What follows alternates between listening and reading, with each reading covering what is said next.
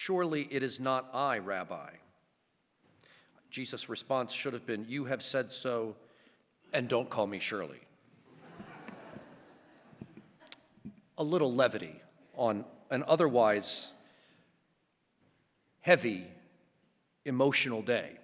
This day is traditionally identified as kind of unofficially, quasi-officially, Spy Wednesday. There's no ritual, thanks be to God, attached to it, but it's known because of this day, the day of Judas making his arrangements with the chief priests and the scribes. And so it's this day that we see all of the machinations about. It's a day for me filled with hope, though, because it's a reminder that God's grace triumphs over all.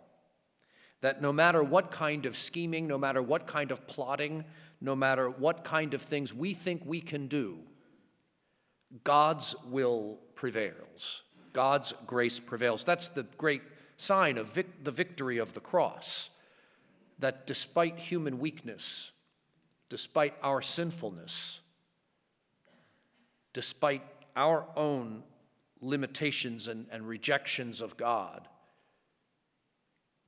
mercy and God's promise of eternal life still endure for us.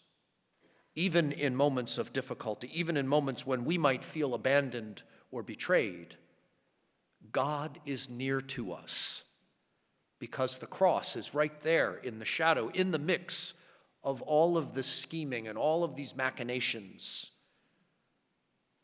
There is the Lord, victorious over all of it. Perhaps a fitting irony that today here in Baltimore, the state attorney general report about clergy sex abuse will be released. And it's a reminder to us about the tragedy of human betrayal. Let's call it for what it is. People who have betrayed who have betrayed trust, who have betrayed their vows, who have betrayed their devotion to the Lord, but instead chosen another path. It's painful. It's tragic. And it's a reminder that the church is filled with frailty because the church is human. And thanks be to God that the cross is never far from us, that there is hope, there is healing, there is the victory of resurrection. So we place our trust in the Lord today, as always, as we prepare to enter into these holiest of days, mindful of human frailty, human weakness, and our utter dependence upon the gifts of God and the promises that come from his paschal mystery, from his passion, his death, and his resurrection.